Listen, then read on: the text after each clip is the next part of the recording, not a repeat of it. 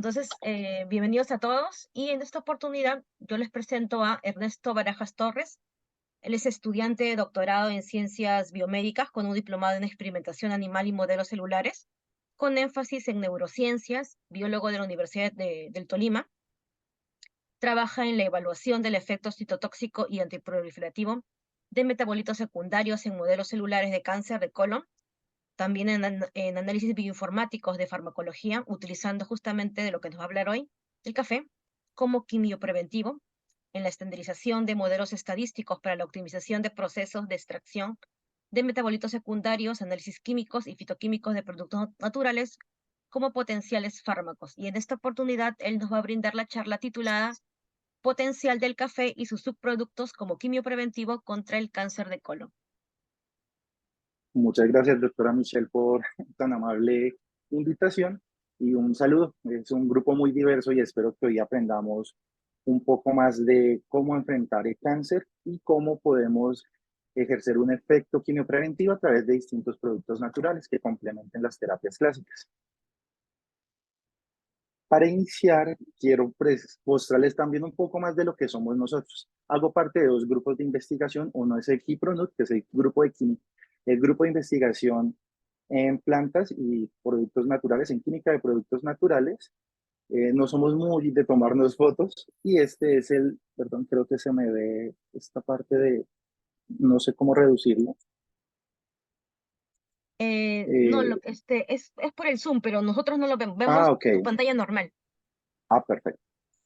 Y hago también parte del grupo de citogenética y evolución de poblaciones de la Universidad del Tolima. Somos un grupo multidimensional y multiuniversal que busca dar respuestas a problemas complejos como el cáncer. Actualmente también hago parte del doctorado en ciencias biomédicas. Somos un grupo de 20 candidatos a doctor. Este es mi último año de doctorado. De hecho, hacemos parte de 4 universidades en Colombia, ubicadas en 4 ciudades diversas, como la ciudad de Ibagué, de la cual soy originario, la ciudad de Pereira, Armenia y Manizales. Tenemos actualmente unos proyectos vigentes y unos convenios con la Universidad de California, Davis, que se basa en el análisis genético de diversas poblaciones, poblaciones indígenas. Entre las tesis doctorales que están en desarrollo está una compañera que trabaja con regiones cromosómicas asociadas a diabetes mellitus y la asociación que tiene esto con etnias indígenas colombianas.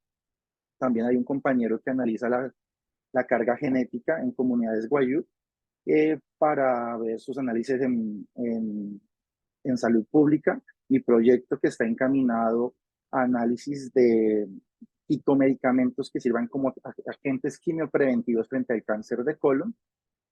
También contamos con proyectos de maestría en cáncer gástrico y en sistema inmune, también en proyectos asociados al cáncer gástrico. Y aquí puedo mostrarles un resumen más complejo de que actualmente estamos realizando el secuenciamiento de 79 exomas, 65 de indígenas, 65 exomas de cáncer gástrico, 50 de cáncer de colon y recto y unas tesis por iniciar de doctorado y de maestría en curso.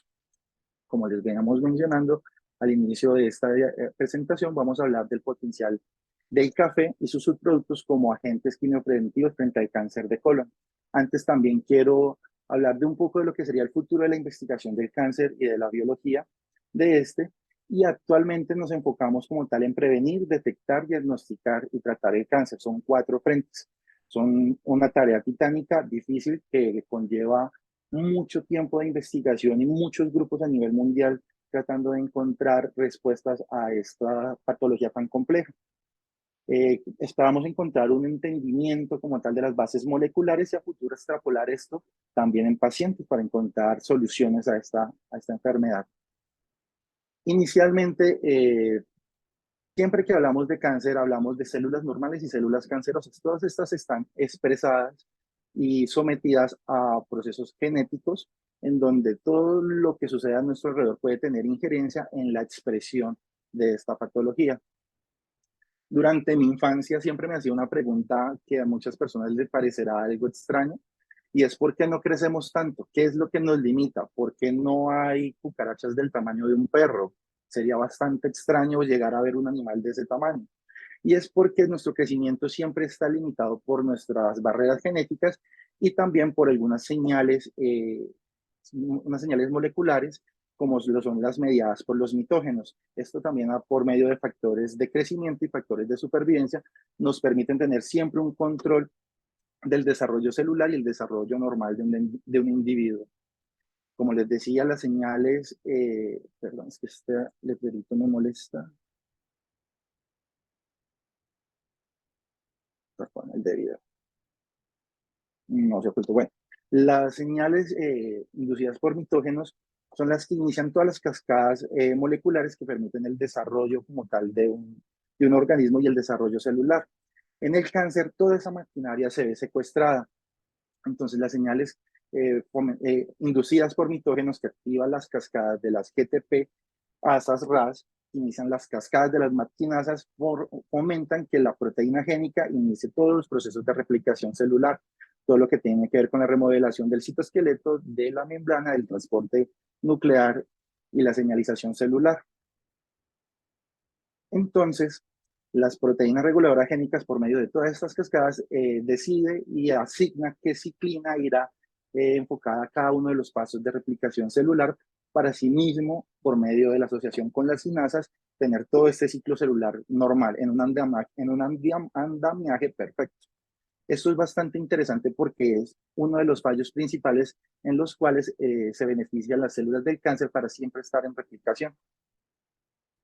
Esto por lo general se da por algo que yo llamo una llave como tal de inicio del ciclo celular, en donde generalmente una ciclina se une a una quinasa y por medio de la fosforilación de una proteína llamada retinoblastoma 1 se libera una señal que permite que haya duplicación del ADN. Al momento de haber duplicación del ADN, iniciará todo lo que es el complejo del ciclo celular, que siempre va a ser mediado y regulado por una maquinaria perfecta de milimétrica precisión. Es algo asombroso y muy increíble el siempre estar pensando en cómo funciona esta maquinaria. De hecho, el próximo premio Nobel que logre descifrar completamente cómo funciona esta maquinaria salvará muchas vidas. Es algo que para mí es fascinante. Esto por lo general siempre es, como les decía, inducido por la señal de los mitógenos, controlado por esta proteína MDM2, y así fomentando que P53 pueda iniciar los procesos de replicación. Es una maquinaria de precisión que permite que las células siempre se repliquen de forma normal.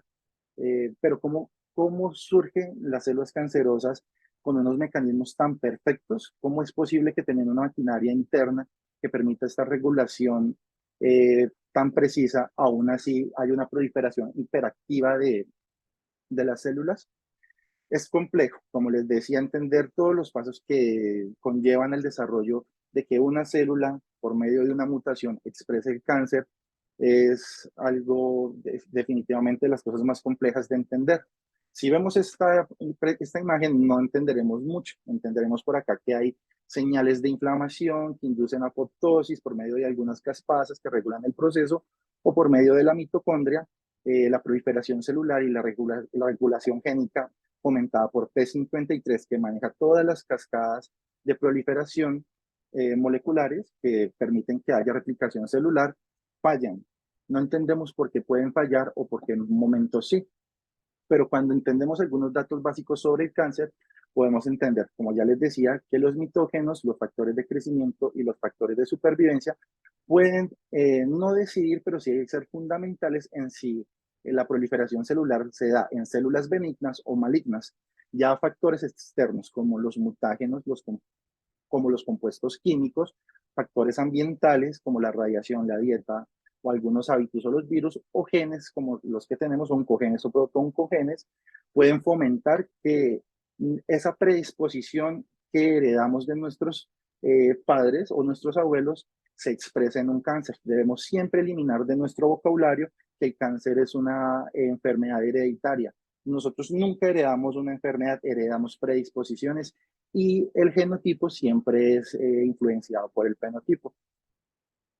Cuando entendemos también que hay rasgos distintivos y una cascada que describe como tal los pasos que conllevan al cáncer, que siempre conllevan a una extravasación o una iniciación de un crecimiento de un tumor secundario, después de llevar distintas fases como formación de angiogénesis, migrar por los ganglios, migrar en sangre a otros tejidos, podemos diseñar distintos medicamentos. Actualmente los más importantes son los inmunomoduladores. Se están trabajando en algunas citoquinas que pueden ayudar al control del cáncer, la terapia con células T y receptores de antígeno quimérico, que es algo revolucionario muy interesante de estudiar, los inmunomoduladores y las vacunas contra el cáncer o virus oncolíticos. Esto explota un mercado y un quehacer bioético que todos debemos siempre estar pensando, y más si estamos involucrados en un mundo de ciencia, tenemos que tener presente de que la industria siempre es la que manda en investigación y muchos de estos medicamentos tienen efectos adversos sobre los pacientes. Acá podemos ver que la mayoría de personas es tratada con antimetabolitos o anticuerpos monoclonales si tienen suerte. Por lo general, en países del tercer mundo o en vía de desarrollo, los medicamentos se basan especialmente en agentes intercalantes que tienen un efecto secundario que deteriora generalmente la vida de los pacientes. Es por eso que alternativas que puedan ser enfocadas a atacar dianas sensibles, pero que no afecten la calidad de vida del paciente, es importante de encontrar. Y es por eso que en mi estudio doctoral siempre me ha parecido muy interesante centrar la investigación en cómo frenar el ciclo celular sin tener que generar efectos secundarios tan adversos en los pacientes. Como les digo y les mencioné anteriormente, hay diversas quinasas dependientes de ciclina que se encargan de iniciar todo el ciclo celular. Y es muy importante saber controlar esas quinasas o el proceso de replicación celular para así mismo desarrollar un medicamento, escoger un target o una diana y así mismo atacarlo. Por eso los mitógenos, vuelvo a decir, son importantes en los procesos de división celular porque podemos escoger en qué punto del ciclo celular llegar a atacar con un medicamento o una diana. Porque tenemos que pensar siempre que normalmente en nuestro cuerpo nuestras células están en una homeostasis normal y cuando ella se ve atacada por procesos externos o internos que generen un estrés constante en ella, ella siempre va a tener dos vías. Una, iniciar una muerte celular programada o adaptarse a ese estímulo que la está afectando, después de tener una gran cantidad de mecanismos de defensa. Es ahí donde uno de los principales mecanismos de defensa siempre va a ser nuestros genes. A medida nos vamos replicando, las células en la replicación celular se van acortando los telómeros. Llega un punto donde el ciclo se ha repetido tantas veces que nuestros telómeros son muy cortos. Y la célula ya tiene programada que debe entrar a apoptosis, pero cuando la célula tiene una mutación y esa célula llega a estar influenciada a formar cáncer, esta célula puede dividirse 10 millones de veces más de lo usual, llegando a asumir el término de que las células cancerosas son inmortales. Y es de entender y comprender ese término que no es que sean inmortales, solo que su replicación siempre se va a ver afectada y siempre va a haber una constante replicación de estas células y no entra en apoptosis. Es ahí donde tenemos que siempre centrarnos de que las células tienen que tener un proceso, o escogemos dos procesos de muerte celular, o formar una necrosis donde los fagocitos del sistema inmunológico no puedan recuperar los materiales necesarios para volver a realizar ciclos celulares y eliminar ciertas lesiones o generar una apoptosis donde el tejido puede ser eh, mejor manejado por los fagocitos y pueda reciclarse muchos materiales para la próxima replicación celular. Es ahí donde existen dos vías como tal de apoptosis, que es por lo general donde los medicamentos se centran y las terapias para los tratamientos contra el cáncer. Una de ellas es la vía sencilla, la que tiene menos pasos, que es la vía de las caspasas, donde interactúan las caspasas 8 y 3 para sí mismo iniciar procesos de apoptosis. Es un proceso sencillo, se ve sencillo de algunos pasos, que para la célula energéticamente y económicamente, por decirlo de este modo, puede ser más fiable, iniciado por el factor de necrosis tumoral alfa unido con un receptor FAS y una CD95, se forma un oligómero que inicia los complejos de señalización inmune que dan paso a la activación de las caspasas. Pero el mundo no es tan sencillo, la biología no es tan básica, llegan puntos tan fascinantes como la vía intrínseca a través de la mitocondria, en donde se activan diversos pasos para sí mismo la célula y en especial algunos genes importantes en la protección celular forman defensas para proteger el ADN. Básicamente la información genética de nosotros es algo tan intocable y tan importante que nuestro cuerpo y nuestras células constantemente lo están replicando, pero factores externos, como les mencioné, o internos pueden generar algunas mutaciones, pero igual contamos con la maquinaria necesaria para realizar las reparaciones necesarias para mantener siempre nuestro código genético estable y que no se genere que no se generen interferencias o algunas malformaciones como los que suceden en el cáncer.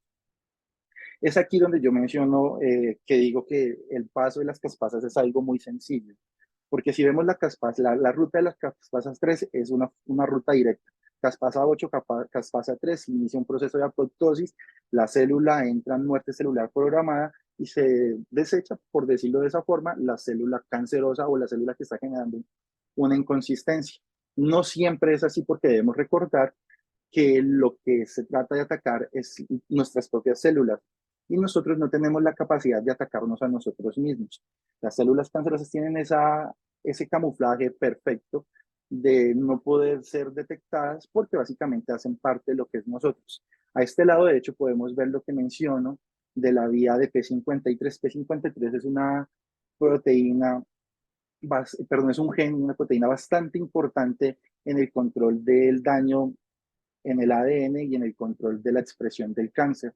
El comprender por qué P53 inicia procesos de reparación o no los hace es quizás nuevamente el premio Nobel.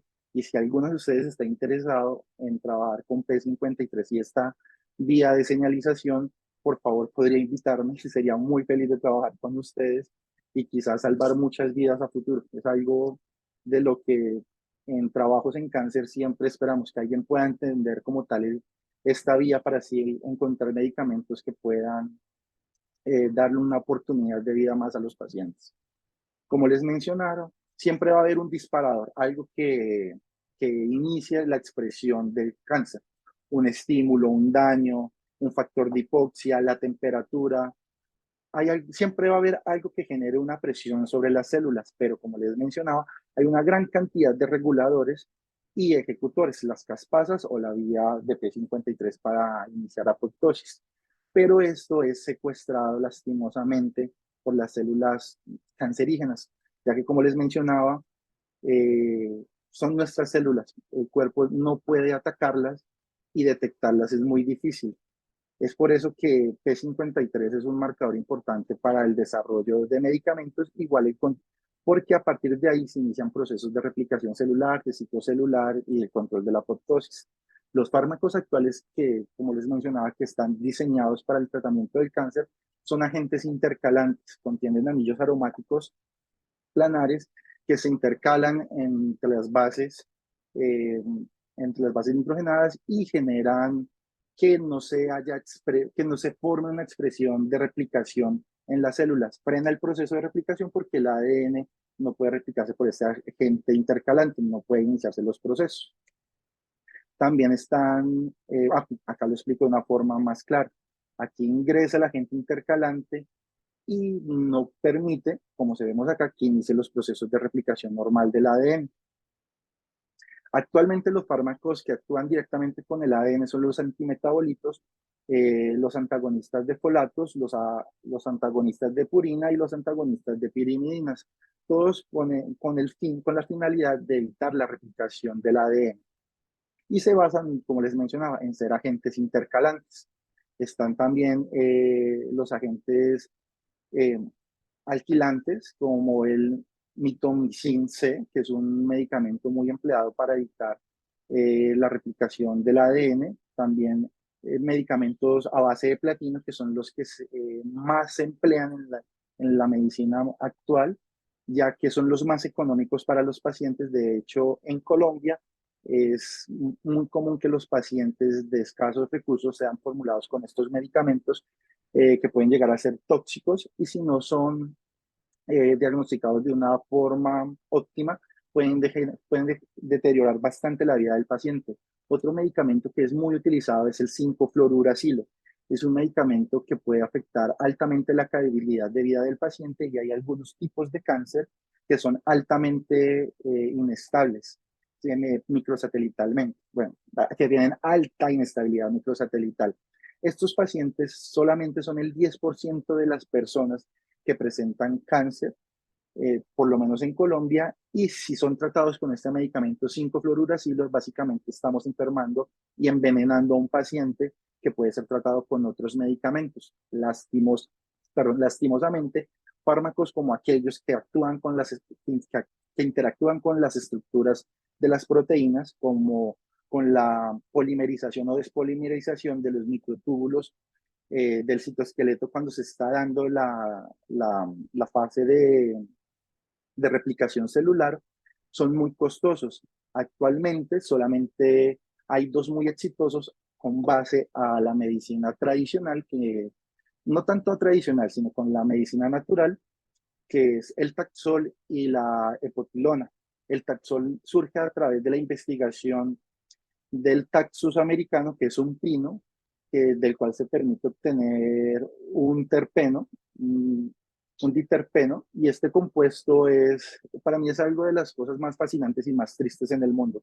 Si ya vieron la película Oppenheimer, podrán entender que la ciencia puede destruir y crear cosas maravillosas. Quizás cuando se investigó sobre el Taxol no se pensaba que iba a llegar a ser un medicamento tan costoso. Acá en Colombia, si ustedes piensan encontrar 3 ampolletas de 6 que necesitan para un tratamiento de solo un mes, puede estar costando más o menos unos $50.000. Y un tratamiento de 6 meses puede llegar a costar $600.000, sabiendo que aún así el paciente tiene que tener constantemente eh, administrando este medicamento para no llegar a tener una recaída. La epotilana también es un medicamento muy interesante, es extraído a través de una bacteria, pero para mí es compararlo con el proyecto Manhattan y con Oppenheimer, porque si las personas que investigan, de hecho los invito a que busquen la historia de cómo se descubrieron estos medicamentos, tuvimos suerte de que se encontraran, ya que el pino americano del cual surge el Taxol es un pino que en Europa es tóxico. Si se hubiese hecho el screening completo a partir del pino que no era el indicado, habríamos descartado el potencial de un medicamento muy importante para el tratamiento de cáncer. Y como les digo, estos medicamentos intentan también tener inhibidores de la feniltransferasa que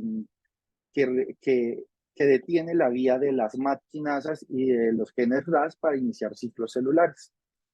Bueno, esos son más medicamentos que vienen siendo utilizados normalmente, como también los inhibidores de quinasas dependientes de ciclina. Y actualmente también otros medicamentos muy costosos son los anticuerpos monoclonales. Eso también es una revolución en ciencia, ya que a partir de nuestras células podemos enseñarle a nuestro cuerpo, a nuestro sistema inmunológico, a cómo defenderse a sí mismo. No tanto enseñarle porque él es muy inteligente. Nuestro sistema inmunológico es tan potente que él podría literalmente mantenernos sanos toda nuestra vida, pero sí hay formas de recordarle cómo hacer su trabajo. Suena algo egocéntrico a nivel de científico, pero es una forma muy bonita de poder reactivar ciertas nociones del sistema inmunológico para tratar el cáncer. Asimismo, se basa mucho en los receptores PD1, que son receptores de antígeno que también están muy relacionadas a los procesos de muerte celular programada. Les empiezo con esta charla larga, un poco molesta, puede llegar, no sé si pueda llegarles a ser molesta, pero para mí es muy interesante que antes de entender cómo el café puede llegar a favorecer los procesos de quimioprevención frente al cáncer y complementar las terapias clásicas de los medicamentos que actualmente tenemos contra el cáncer, es que conozcamos muy bien qué medicamentos, con qué podemos atacar a nuestro enemigo y también cómo nuestro enemigo se oculta en nosotros, ya que en el microambiente tumoral esta imagen siempre me ha encantado. Las células siempre presentan antígenos, siempre están en comunicación, pero la presencia en exceso de las células CD4 pueden inducir que las CD8 no envíen las señales importantes a las T reguladoras para mencionar que hay un tumor o hay un cuerpo extraño que está generando problemas en nuestro organismo. Esto es controlado no solo inmunológicamente, sino también metabólicamente. Nuestro enemigo, en este caso el cáncer, es tan inteligente que sabe cómo no pelear con el cuerpo mismo e irse por otras vías. Él llega a obtener toda su energía por medio del lactato y los ácidos grasos y por medio del metabolismo puede iniciarse y confundir señales que confundan a nuestro sistema inmunológico y no pueda iniciar procesos de muerte celular programada y degradar o desaparecer con el mismo sistema inmunológico el tumor. Hay algo que siempre genera algo como tristeza en la ciencia y es la economía. De hecho, la ciencia siempre debe ser para la humanidad, pero las empresas han hecho que perdamos siempre, que perdamos un poco el rumbo y que no se investiguen alternativas que no sean tan tóxicas como los pacientes, como les venía mencionando, con toda esta gran cantidad de medicamentos disponibles. Los productos naturales, lastimosamente, ya no son nuestros proveedores de medicamentos. Cuando nos sentábamos con nuestros abuelos o nuestros abuelos nos contaban cuando ellos se sentaban con sus abuelos, ellos hablaban de cómo curar ciertas enfermedades, cómo curar la gripe, eran pioneros en investigación de medicamentos, simplemente mascando una planta, mascando una hoja. Actualmente la industria se centra más en fármacos sintéticos de moléculas pequeñas. Los productos biológicos de gran tamaño no son viables para ellos y son difíciles de llevar a cultivo celular y tratamiento, entonces prefieren no investigar en procesos de productos naturales que permitan obtener moléculas interesantes que traten enfermedades complejas. Como les mencioné, el Taxol es algo muy apasionante de leer. Sé que puedo ser muy osado de compararlo con el proyecto Manhattan, pero el screening que realizamos al momento de buscar potenciales fármacos por medio de productos naturales es algo que no debe menospreciarse y esa sabiduría popular, ese conocimiento ancestral que hemos venido heredando es un potencial enorme para tratar diversas enfermedades. Actualmente, la competencia de estos sectores y los retos intrínsecos del cribado de productos naturales lleva a la pregunta razonable de si seguirá desempeñando un papel importante en el futuro. No sabemos si investigar en productos naturales pueda ser importante. De hecho, acá en Colombia hay un grupo que es liderado por la Universidad Nacional y la Universidad de Antioquia, que hace híbridos entre productos naturales y medicamentos comerciales para así eliminar algunos efectos tóxicos o potenciar estos medicamentos. Pero aún así no es llamativo para la industria por los altos costos que esto puede tener. Y actualmente, en este momento, es triste decir que hay un no rotundo en decir que los productos naturales puedan ser interesantes para la industria para llegar a generar medicamentos que puedan ser masificados y comercializados. Pero como la ciencia no es estática y siempre estamos en constante cambio, en constante evolución, ciencias como las ómicas han venido aportando una nueva visión a este campo para asimismo postular nuevos medicamentos y facilitar esta investigación para potenciales fármacos frente al cáncer. En este caso, ya podemos ir más enfocándonos a una quimioprevención.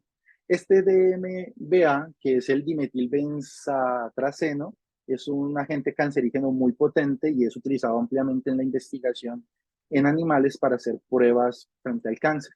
Se ha descubierto que con el café, con los polifenoles y con la baya china y el té verde puede uno frenar procesos de estrés oxidativo, factores de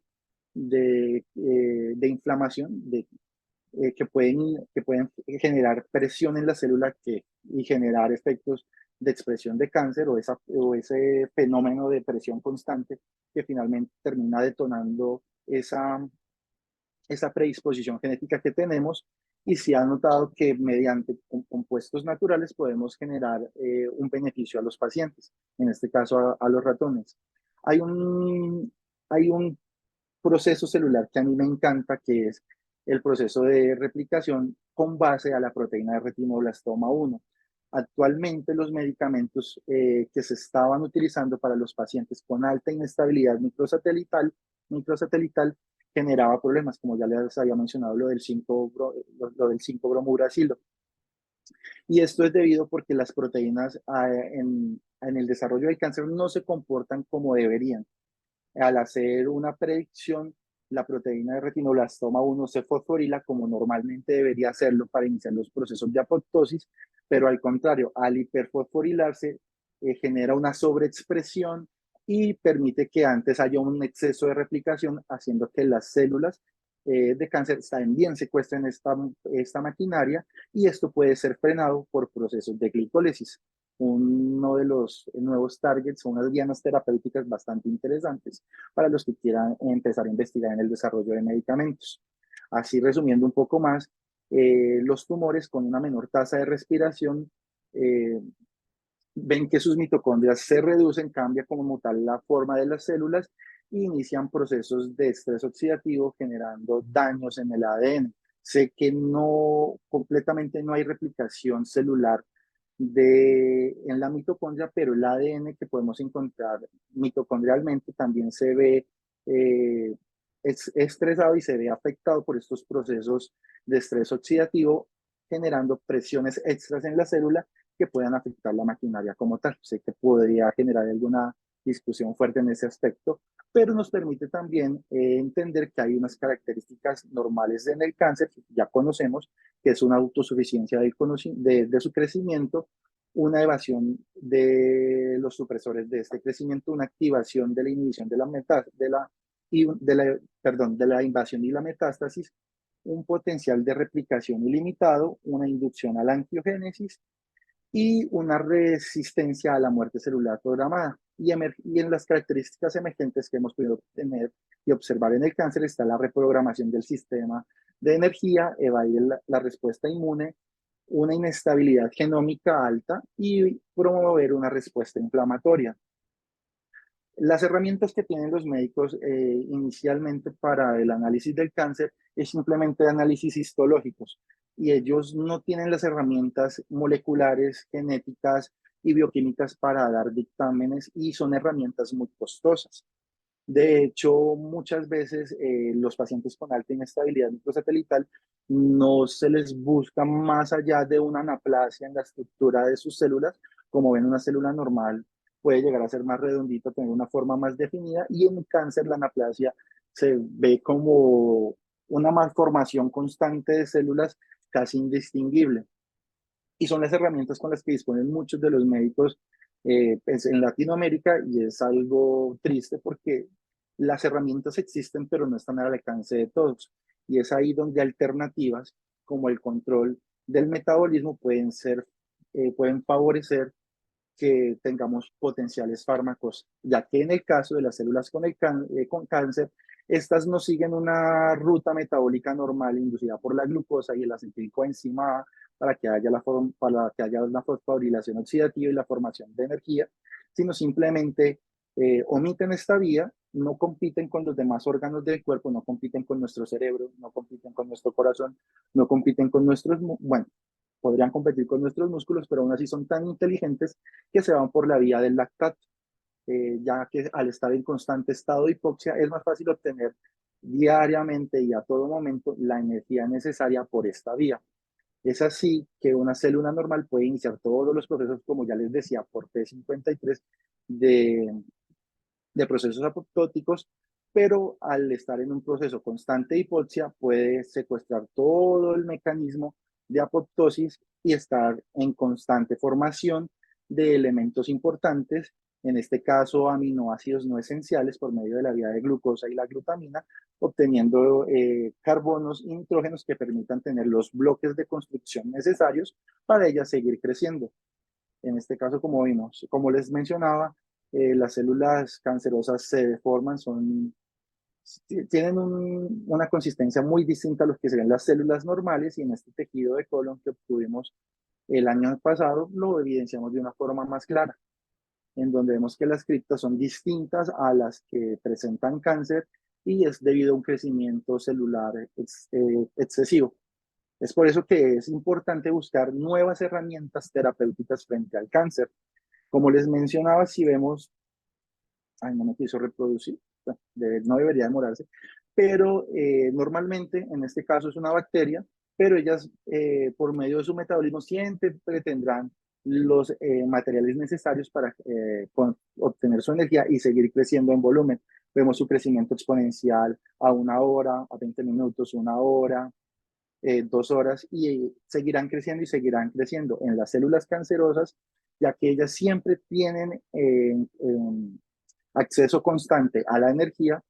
Es ahí donde ellas podrán crecer ilimitadas. Por eso que se menciona que son células casi que inmortales. Me gusta mucho este video porque podemos ver el crecimiento normal de unas células que a medida va pasando el tiempo, ellas, bueno, vemos cómo es el crecimiento normal, llega un tiempo en donde ellas no van a crecer más de lo que necesitan, de los recursos con los que disponen, pero una célula cancerosa seguirá y seguirá y seguirá creciendo exponencialmente sin ninguna limitante. Es por eso que, y es debido a un efecto muy único y muy particular y muy chistoso de que, perdón esa palabra, es muy divertido de que ellas puedan esconderse y manipular nuestro metabolismo como ellas quieran.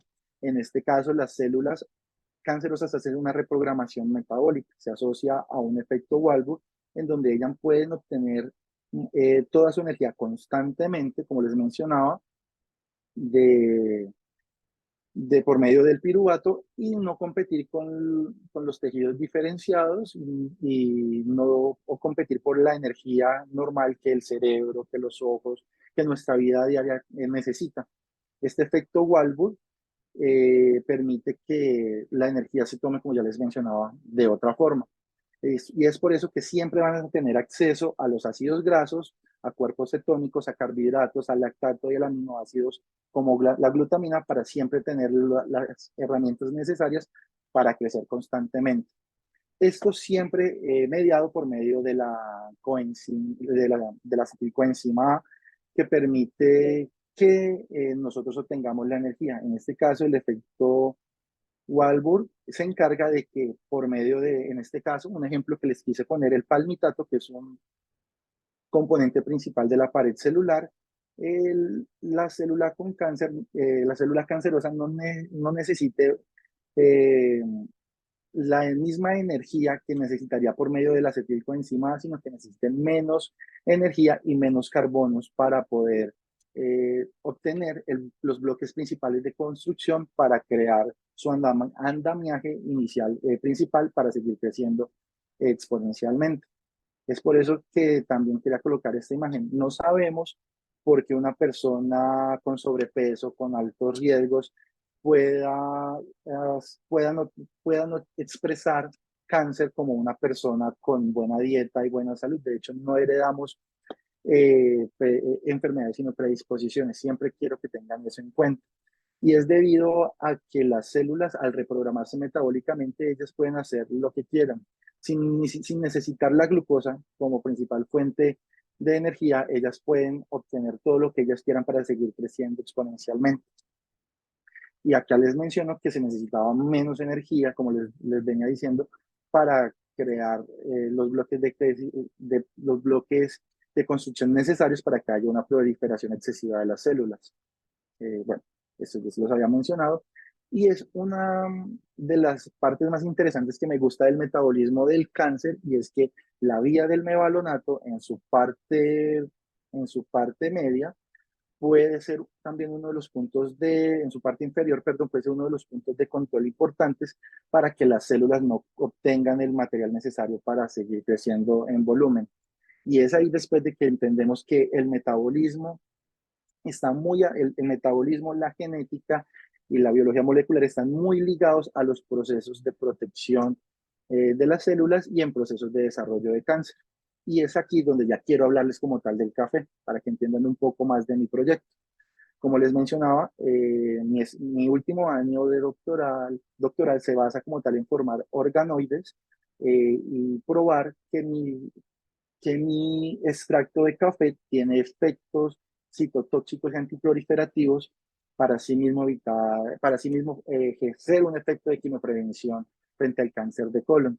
Mi director es un gran bioquímico